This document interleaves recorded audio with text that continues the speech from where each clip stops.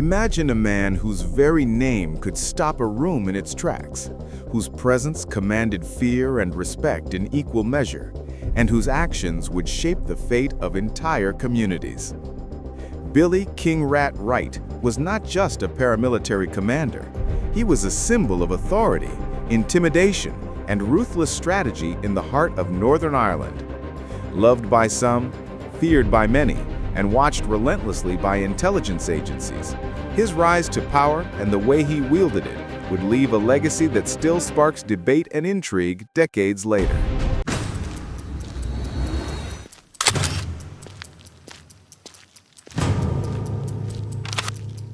Imagine a figure so notorious that his very name sent waves of fear through entire communities, a man whose influence stretched across neighborhoods, paramilitary groups, and the corridors of intelligence, shaping the course of conflict in Northern Ireland. Billy King Rat Wright was not just a commander, he was an icon of intimidation and control. The leader of the breakaway Loyalist volunteer force, LVF, whose reach and authority were felt in every corner of Mid-Ulster. His rise to power was as calculated as it was ruthless, built on an unyielding vision of dominance over rival Loyalist factions and a keen awareness of the broader political and social landscape in which he operated. Wright understood that leadership in such a volatile environment required a combination of fear, strategy, and loyalty, and he meticulously cultivated all three. From a young age, he was immersed in the culture and tensions of Northern Ireland, learning the ways of discipline, organization, and influence. By the time he assumed control of the LVF, he had developed a reputation for decisiveness, determination, and an uncompromising approach to any challenge to his authority. His command was not limited to tactical decisions or operational planning. It extended to the psychological dimension of leadership. Wright knew that projecting strength was as important as actual strength, and he used public appearances, targeted communications, and strategic alliances to create an aura that few dared to challenge.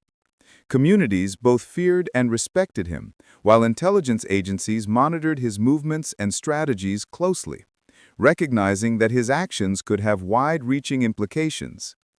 Wright's tenure was marked by intricate political awareness as he navigated the pressures of internal Loyalist rivalries while remaining alert to the maneuvers of Irish Republican militants and law enforcement.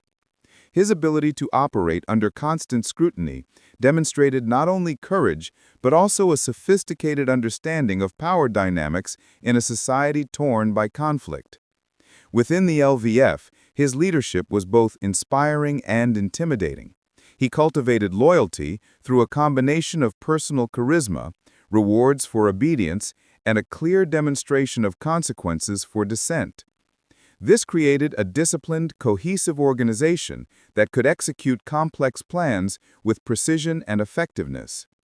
Wright's reputation extended beyond his immediate environment, reaching political analysts, journalists, and foreign observers, all of whom sought to understand the mechanisms of his control and the broader implications of his actions.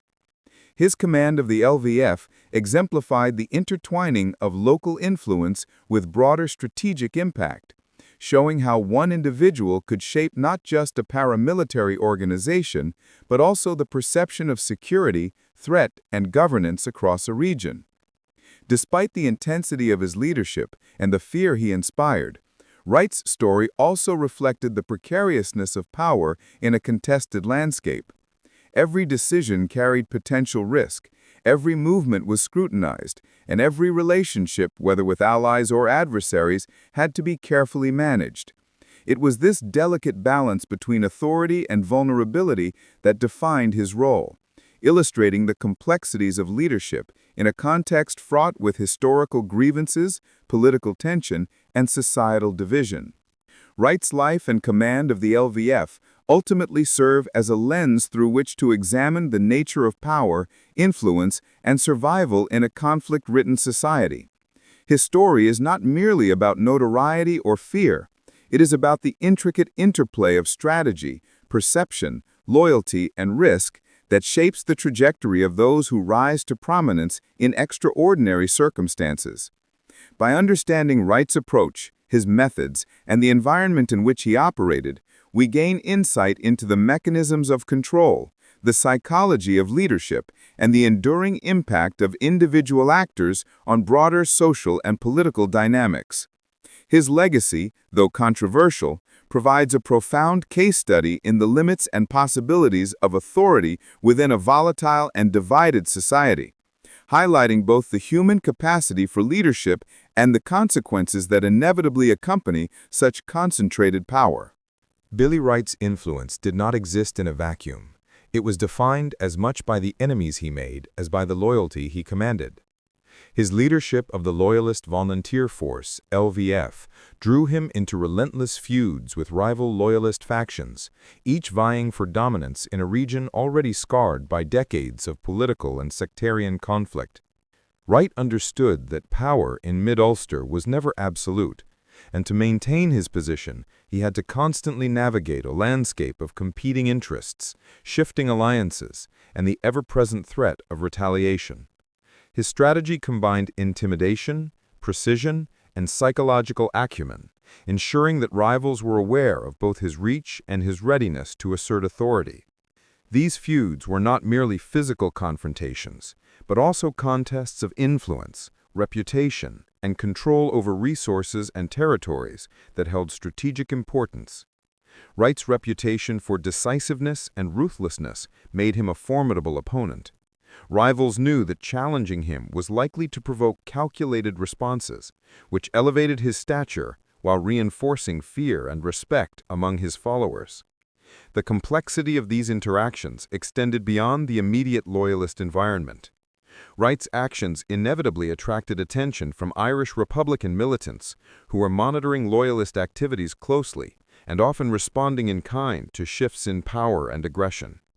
At the same time, British intelligence and law enforcement agencies were acutely aware of Wright's movements and decisions, understanding that his ability to mobilize the LVF could have broader implications for security, community relations, and ongoing political negotiations. Navigating this intricate web of surveillance, threat, and negotiation required constant awareness, strategic planning, and an ability to anticipate the reactions of multiple actors simultaneously. Wright's approach was methodical. He cultivated intelligence within his own ranks, ensuring that he was informed about potential threats and dissenting voices, and he carefully monitored the activities of rival factions to preempt challenges to his authority. This level of awareness allowed him to maintain dominance even in highly volatile circumstances, reinforcing his image as a leader whose power was both real and symbolically significant. Psychological strategy played a central role in these feuds. Wright understood that perception often mattered as much as reality, and he used public displays, communications, and calculated acts to project strength, sow doubt among enemies, and reinforce loyalty among followers. By managing the narrative of power, he created an environment in which rivals were hesitant to act, and allies were reassured of his command. Despite the atmosphere of fear and tension, Wright also had to manage internal dynamics within the LVF. Leadership in such a context required balancing authority with the cultivation of trust, managing ambition among subordinates, and ensuring that the organization remained cohesive and effective. Any lapse in internal loyalty could have been exploited by rivals or intelligence agencies, potentially undermining the organization's stability. Wright's navigation of these feuds demonstrates a sophisticated understanding of conflict management, risk assessment, and strategic communication. Each confrontation, whether overt or subtle, was approached with an awareness of both immediate consequences and long-term implications, reflecting the complex interplay of power, psychology, and survival in a contested environment. The consequences of these feuds extended beyond the individuals directly involved. Communities in Mid-Ulster were acutely aware of Wright's dominance and the rivalries that surrounded him, which influenced patterns of movement, local allegiances, and social dynamics. Civilians often found themselves caught between factions, navigating daily life under the shadow of paramilitary influence and the potential for conflict escalation. Wright's feuds contributed to broader patterns of political tension, as the activities of the LVF intersected with ongoing negotiations, security policies, and public perceptions of Loyalist groups. This interconnectedness underscores how localized power struggles can resonate on a wider social and political scale, affecting governance, public safety, and community cohesion. The attention Wright attracted from Irish Republican militants and British intelligence further complicated his position. He had to anticipate not only rival Loyalist reactions, but also responses from external observers with the capacity to disrupt or challenge his authority. This dual layer of opposition required constant vigilance, strategic foresight, and an ability to manage multiple threats simultaneously. Wright's skill in navigating this environment illustrates the combination of leadership, intelligence, and psychological strategy necessary to maintain dominance in a context defined by danger, uncertainty, and competition. In examining his feuds with rival factions, it becomes clear that Wright's impact extended beyond the immediate outcomes of conflict. He shaped the perceptions of power, loyalty, and threat within the Loyalist community, influencing behavior, alliances, and the broader social landscape. His actions created a framework in which authority, fear, and influence were continuously negotiated, demonstrating the enduring significance of his leadership style. Ultimately, Wright's feuds were not merely episodes of confrontation, but reflections of a broader strategic approach to power, control, and survival. They reveal how one individual can shape the dynamics of an entire region, balancing internal cohesion, external threats, and the perceptions of multiple stakeholders.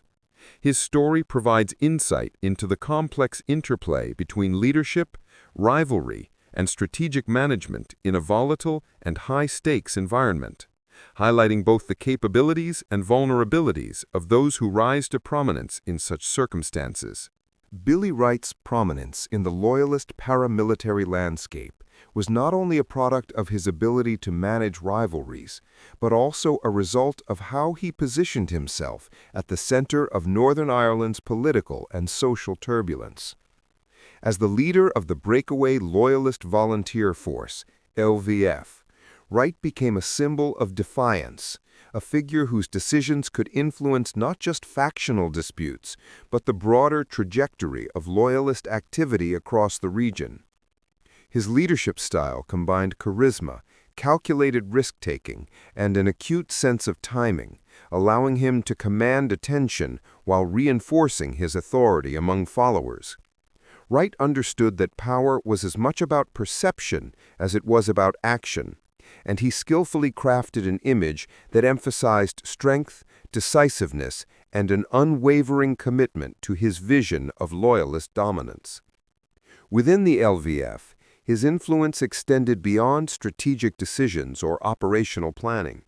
He cultivated loyalty by demonstrating both reward and consequence, ensuring that members recognized the value of allegiance and the risks of dissent. This internal discipline created a cohesive organization capable of executing plans with precision, despite operating under constant surveillance and scrutiny from law enforcement and intelligence agencies. Wright's visibility also made him a target, not only for rival Loyalist factions, but for Irish Republican militants who closely monitored his actions and sought opportunities to destabilize the LVF. His prominence meant that every movement, every decision, and every public statement was carefully evaluated by both allies and adversaries, creating a highly charged environment where strategic foresight and anticipation of reactions were critical. At the same time, Wright's interactions with British intelligence and security forces added another layer of complexity. Operating under the watchful eye of authorities, he had to balance the need to demonstrate power within the LVF with the necessity of avoiding actions that might provoke overwhelming state intervention. This delicate navigation required a deep understanding of political, social, and security dynamics, and an ability to make decisions that could maintain the LVF's operational capacity while minimizing exposure to external threat. His leadership style also reflected a sophisticated understanding of symbolism and narrative. Public displays, targeted communications, and the careful orchestration of events reinforced his image as a leader who could influence outcomes beyond the immediate sphere of the LVF. By controlling both actions and perceptions, Wright maintained a position at the nexus of Loyalist power, shaping the decisions of allies and the calculations of rivals alike. Wright's role in the broader Loyalist context further illustrates the interconnectedness of leadership, reputation, and influence. The LVF's activities under his command affected political discussions, community dynamics, and security policies across Northern Ireland. His capacity to mobilize supporters, manage feuds, and anticipate the responses of external actors made him a central figure whose actions carried ramifications far beyond individual confrontations or local disputes. The psychological dimension of his leadership was particularly significant. Wright understood that fear and respect were intertwined, and he leveraged this understanding to consolidate power. His ability to instill discipline, command loyalty, and shape perception ensured that the LVF operated effectively, even in a volatile and unpredictable environment. Moreover, his high-profile status served as both protection and exposure. While visibility enhanced his authority, it also made him a target for rival factions and intelligence operations. Wright's management of this duality highlights the complexity of leadership in a context marked by constant scrutiny, shifting alliances, and the potential for sudden disruption. The internal and external pressures faced by Wright illustrate the challenges inherent in leading a paramilitary organization within a contested and high-risk environment. Decisions had to account for multiple variables simultaneously, maintaining internal cohesion, managing rival factions, avoiding excessive state intervention, and projecting authority in a way that reinforced both fear and loyalty. Each choice carried consequences that could affect not only immediate outcomes, but also long-term strategic positioning. Beyond the tactical and organizational aspects of leadership, Wright's prominence had social and political implications. His actions influenced community perceptions, shaped local dynamics, and affected broader patterns of conflict and negotiation within Northern Ireland. He was a figure whose presence altered the landscape, compelling both allies and adversaries to respond to his strategies, decisions, and reputation. In examining Wright's role as a central figure in the Loyalist paramilitary scene, it becomes clear that his significance extended beyond operational capability. He was a symbol of power, a strategist capable of navigating complex networks of loyalty and opposition, and a leader who understood the interplay between action and perception. His story provides a lens through which to analyze the mechanics of leadership in a context defined by conflict, risk, and the constant negotiation of authority. Billy Wright's reign ultimately reached a dramatic and shocking climax, highlighting both the fragility and the intensity of power in the context of Northern Ireland's paramilitary landscape. Despite the authority he wielded, the LVF's prominence, and the fear he instilled, Wright was ultimately vulnerable to the complex dynamics of rivalries, intelligence operations, and the unpredictability of human behavior within the prison system. His assassination, carried out by INLA prisoners who managed to penetrate what was supposed to be an impenetrable maximum security block, underscored the delicate balance between influence and exposure. The killing itself sent shockwaves through both Loyalist communities and political circles, raising questions not only about security failures, but also about the possible involvement of insiders or overlooked vulnerabilities that allowed such a high-profile target to be eliminated in a controlled environment. Wright's death was more than the loss of a paramilitary commander. It symbolized a sudden and violent shift in the power structures of the mid-Ulster Loyalist scene. It forced rival factions, followers, and political actors to reassess loyalties, strategies, and future moves, knowing that the central figure around whom much of the LVF's organization had revolved was no longer present. The assassination also sparked intense scrutiny from the media, law enforcement, and political commentators. Questions about oversight, institutional accountability, and the effectiveness of prison security became central in public discourse, and debates emerged about whether the death was an unavoidable outcome of the volatile environment or if preventable failures had contributed. Wright's life and death highlighted the complex interplay between personal influence and systemic vulnerability. He had navigated feuds, intelligence attention, and public perception with a high degree of skill, yet his position could not insulate him from threats that came from within seemingly secure spaces. This duality, power paired with exposure, illustrates the broader realities of leadership in high-stakes, conflict-ridden contexts. The fallout from Wright's assassination extended well beyond immediate operational or tactical consequences. Within the Loyalist paramilitary network, his absence created a vacuum of leadership that rival factions sought to fill, and internal cohesion was tested as members reevaluated loyalty and strategic direction. The psychological impact on both followers and adversaries was profound, reshaping perceptions of vulnerability and strength across the community. Internationally, the event drew attention to the intricacies of Northern Ireland's paramilitary structures and the ongoing tensions that persisted even after major political agreements.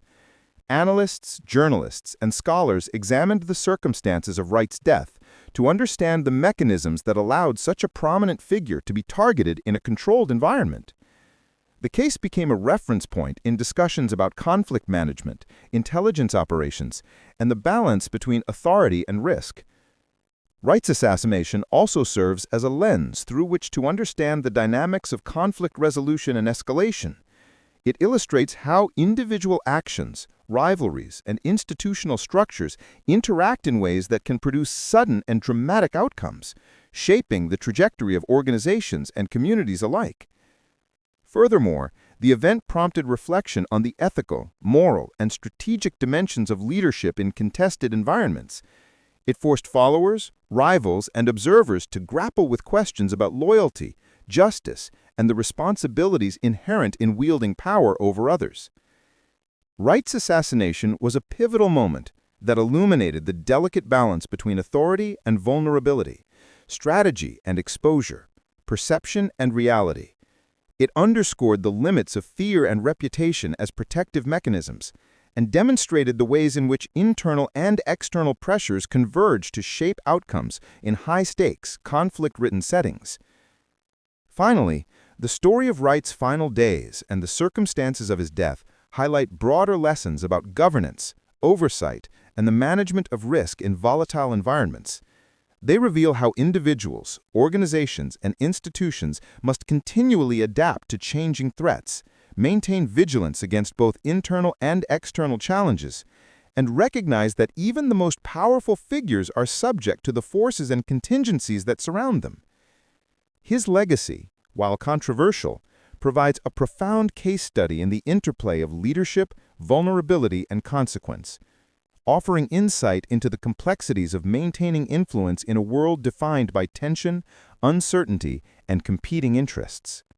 The aftermath of Billy Wright's assassination left a lasting imprint on Northern Ireland's Loyalist landscape, highlighting not only the fragility of power, but also the enduring ripple effects of leadership, violence, and political complexity.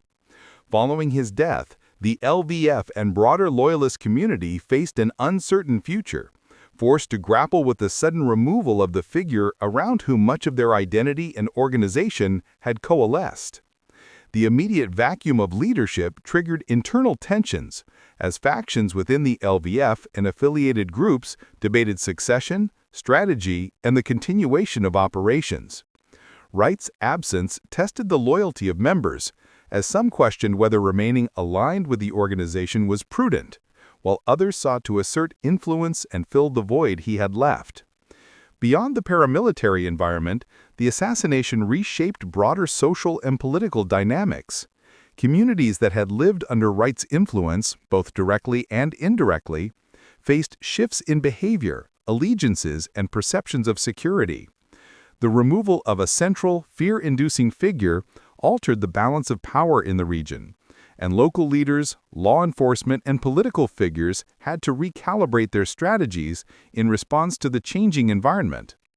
Wright's death also reverberated through intelligence and law enforcement agencies, prompting reviews of security protocols, intelligence gathering, and operational oversight.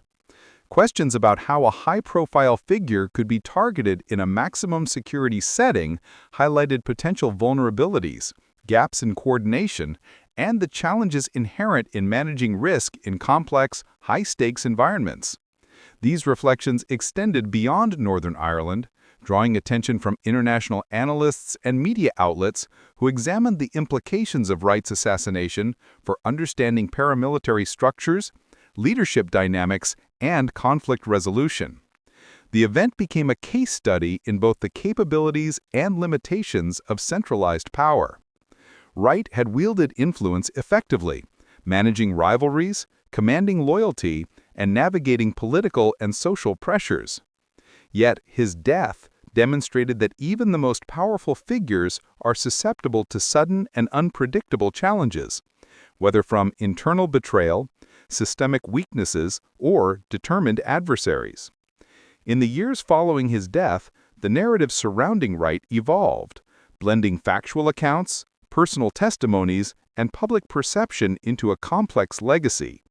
He became a symbol not only of fear and authority, but also of the consequences of concentrated power in an environment where oversight, accountability, and rivalries intersected.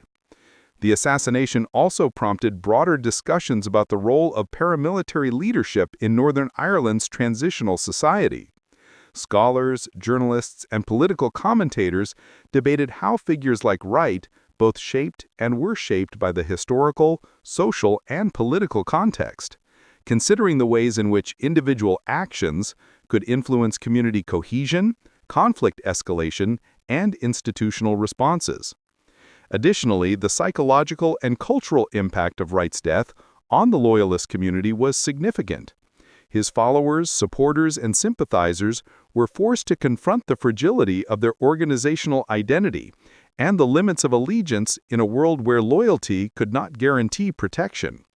This prompted reflection on the mechanisms through which leaders inspire, control, and maintain cohesion, as well as the ways in which communities respond to sudden shifts in power. Wright's story also serves as a cautionary tale about the intersection of strategy, visibility, and vulnerability. While he had demonstrated remarkable acumen in managing rivalries, projecting authority, and navigating intelligent scrutiny, his high-profile position inevitably exposed him to risks that ultimately could not be fully mitigated. The lessons extend to understanding leadership in conflict settings more broadly, emphasizing the need for situational awareness, contingency planning, and the recognition that influence can be as fragile as it is formidable. Moreover, the continued intrigue and discussion surrounding Wright's assassination reflect the enduring human fascination with figures who operate at the margins of law, power, and society. His life and death offer insight into the ways in which individuals can shape collective behavior, influence organizational structures, and impact broader political and social landscapes. The narrative also underscores the interplay between personal ambition, group dynamics, and systemic factors in determining outcomes within volatile environments. Over time, analyses of Wright's influence and assassination have contributed to broader understandings of leadership, risk, and accountability in conflict-affected settings. By studying the circumstances of his rise and fall, observers can identify patterns in decision-making, strategic planning, and the management of internal and external pressures, drawing lessons that extend beyond the specific historical context of Northern Ireland. Ultimately, the legacy of Billy Wright is complex, combining elements of fear, authority, vulnerability, and consequence. His life illustrates the capacities and limitations inherent in holding power within a contested environment, while his death highlights the fragility that accompanies visibility and influence. The ripple effects of his leadership and assassination continue to inform discussions on governance, community dynamics, and conflict management, providing enduring insights into how individuals shape and are shaped by the societies in which they operate. In reflecting on Wright's story, it becomes clear that the consequences of leadership extend far beyond immediate actions, influencing organizational stability, community cohesion, and the perceptions of both allies and adversaries. His life and death demonstrate that authority, no matter how formidable, exists within a network of relationships, risks, and contingencies, and that understanding these dynamics is crucial for anyone seeking to navigate complex, high-stakes environments. The story of Billy Wright is ultimately one of power, strategy, and the precarious balance between influence and exposure, offering lessons that resonate well beyond the specific context of Northern Ireland's Loyalist paramilitary landscape, and providing a lens through which to examine the enduring interplay of leadership, vulnerability, and legacy in any contested setting. If you want to uncover the hidden stories behind history's most notorious figures, hit subscribe and turn on notifications. Don't miss the next shocking true crime revelation.